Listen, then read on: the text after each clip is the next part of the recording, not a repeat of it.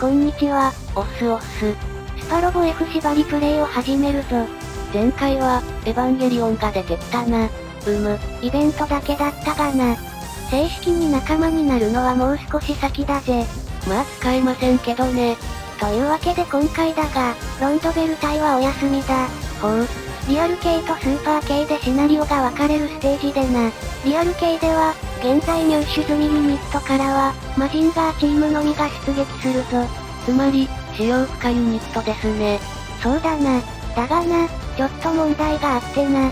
このステージは他に出てくる機体もスーパー系のみなんだよな。簡単に言うと、縛りに引っかからないユニットが1体も出てこないということだ。それはつまり、クリア不可能ということですね。まあそうなる。とはいえ、このステージがこうなるのは最初から分かっていたので、このステージにおいては特例措置として、スーパー系も使用可能とさせてもらうぜ。まあ他に手段もないしな。代わりと言ってはなんだが、今回は普通のプレイ動画らしく、レア強化パーツを取ろうと思います。レア強化パーツとな。詳しい説明はシナリオが始まったらします。はい。というわけでレッシーさんに館内に侵入されました。ガバガバ警備ですね。そしてダバさんを得意のラッキースケベを決め、レッシーさんが逃げ出します。さらっと混ざってる浦木さん。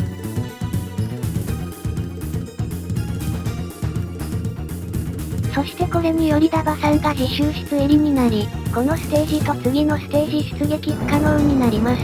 それ、大丈夫なのか。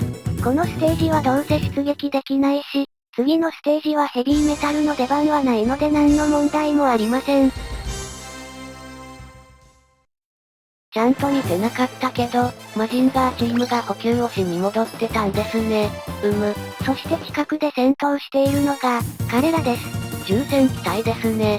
ご覧の通り、出撃するのは重戦機体の4人とマジンガーチーム、あとは黄色軍で増援が来る以外の味方が出てこないステージです。敵は、リアル系では初登場となるアシュラ男爵。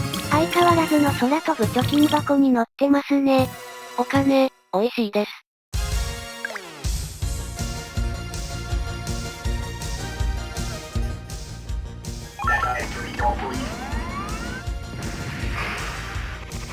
当たるかよ。やられた分は返してやるぜ。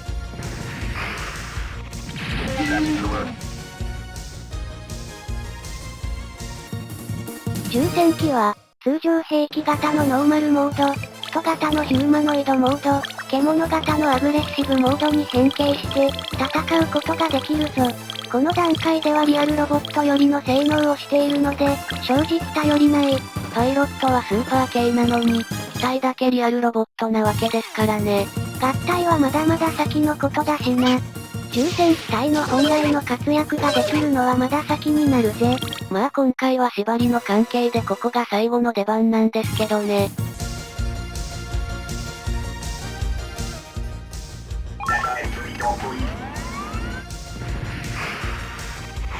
まだまだ甘いんだよ。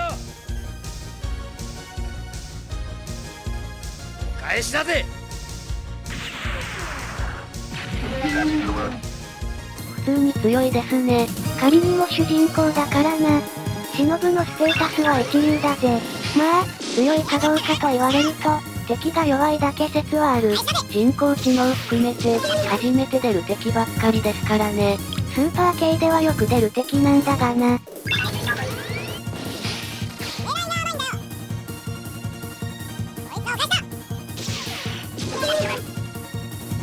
で、レア強化パーツは、レア強化パーツを出すためには条件があってな。この後敵の増援が来るんだが、ある条件を満たすと、落とす強化パーツが変わるのだ。ほう。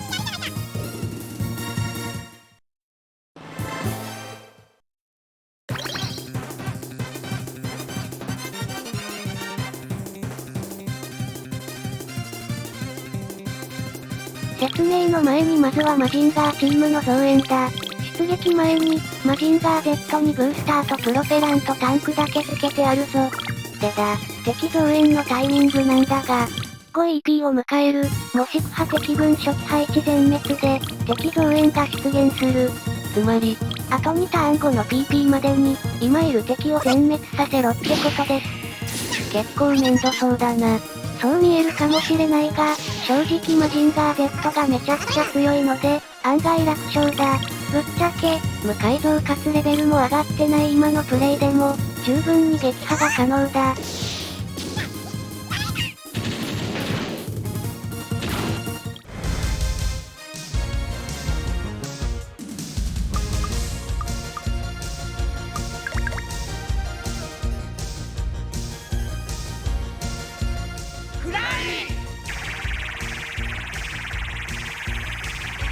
狙いが甘いんだよ。やはり、一番大変なのはアシュラのグールだな。と言っても近づいてきてくれたから、問題なさそうだ。ちなみにグールの体力は2万ぐらいある。多いな。ペラペラだから硬さは感じないけどな。コウジ君はもう熱血も覚えてて、便利だな。スーパー系みんな覚えるの早いよね、熱血。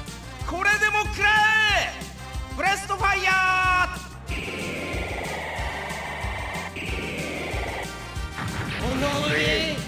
よくも目障りだや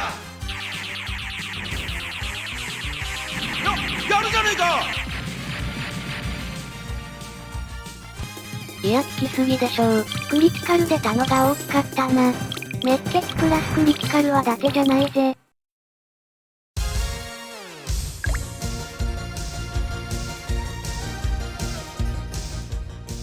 つでとどめだ。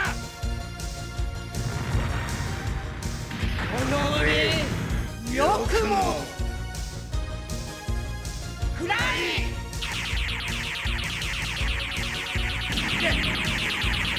何しやがる。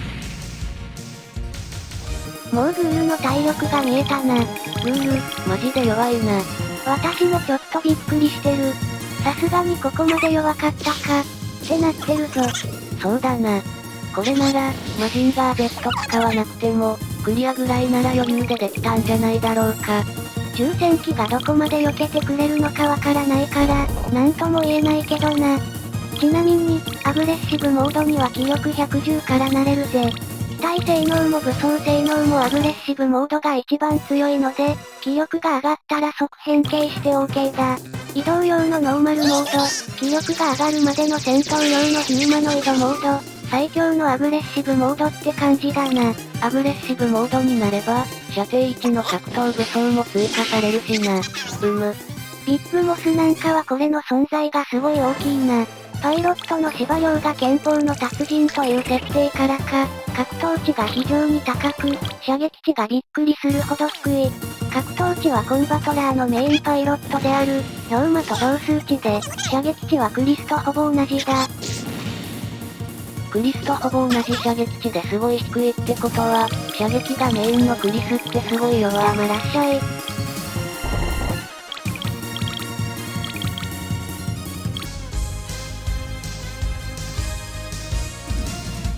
暗いな。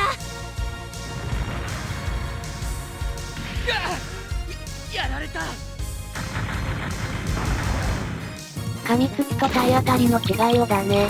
これはスパロボ F ですからね。戦闘アニメは基本突撃だ。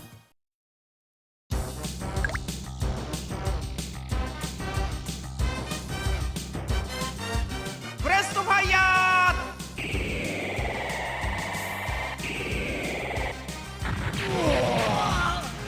バカな。これほどのパワーがあるとは。うろちょろしよってやりやがったなこんちきしょコウジ君強すぎてハゲそう。格闘値高いからな。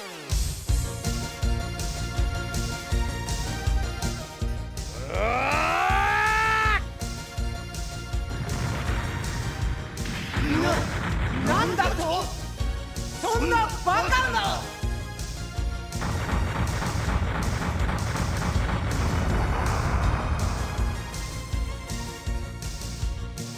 さあこれで条件を満たしたので増援出現だ。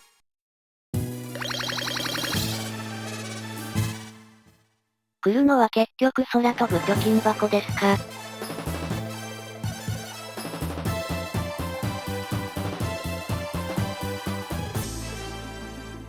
出ろーガンダ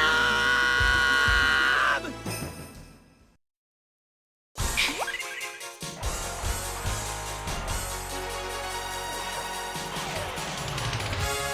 いい指パッチンの音がしましたね。F 完結編での最強各キャラクターの一人、ドモンさんだな。スパロボ F のリアル系スーパー系のステージの違いは主にこの人が原因です。スーパー系では先に1回仲間になってるからな。ちなみにドモンさんですが、後に明鏡止水というチートレベルの固有特殊技能を取得するので、もちろん使用禁止です。他の G ガンキャラクターは特に技能持ちじゃないから使えるんだが、何分スポット参戦と隠しキャラしかいないのがな。そうだな。まあこのステージでは NPC なので、適当に暴れてもらうとしよう。ドモンに撃墜されて資金を持っていかれるのだけは勘弁だぜ。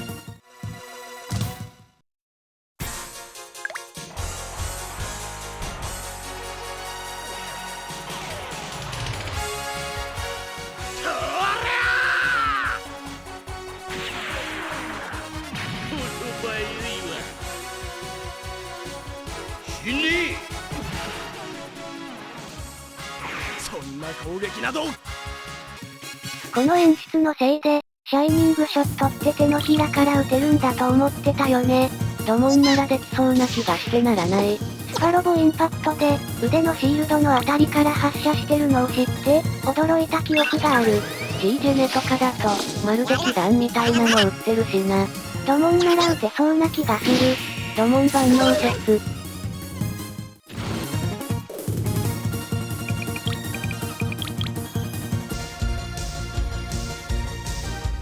地獄に落ちるがいい。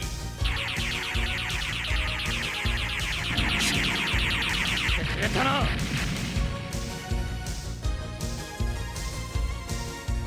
くらえ。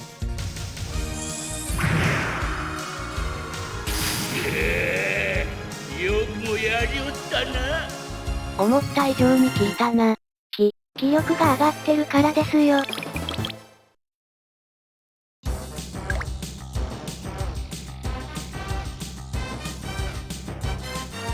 こいつでとどめだ。ブレストファイヤわ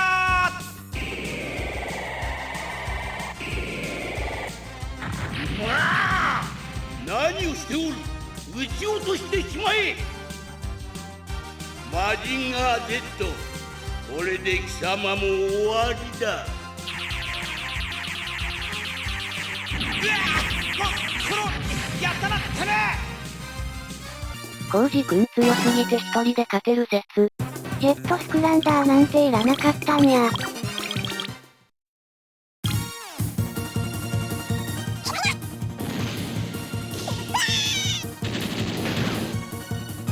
残りはブロッケンだけだな。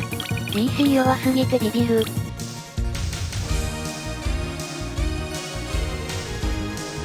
そこだ。許さんと貴様。息の根を止めてやる。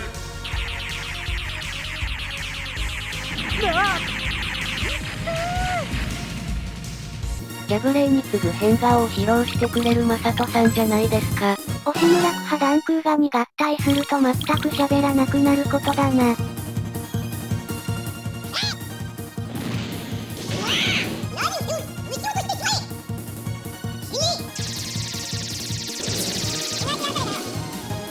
アシュラの時より気力が上がってるせいで、めちゃくちゃ楽勝だな。みんな予想以上にダメ出しますね。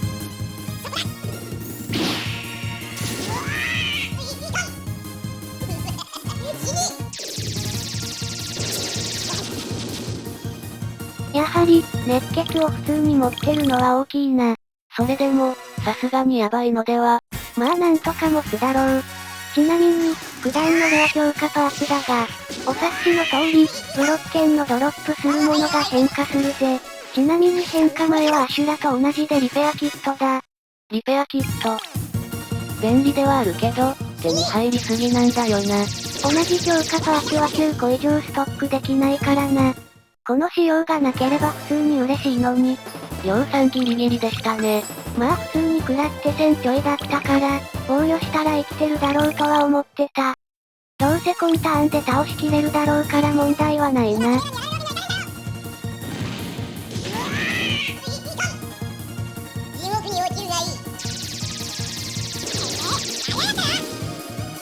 イーグルファイターはさすがに脆いな。硬くても困るんですけどね。もらった。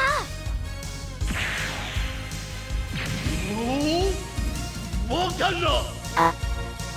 マジンガーで倒そうかと思ってたけど、クリティカルしちゃったわ。まあどうせみんな使えないし、問題はないな。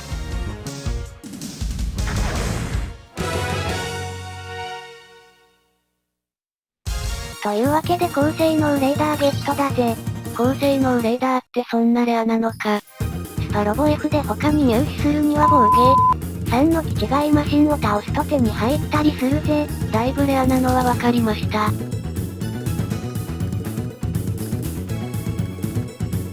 町工場のガンダム。皆さんはいつからガノタになったんでしょうか。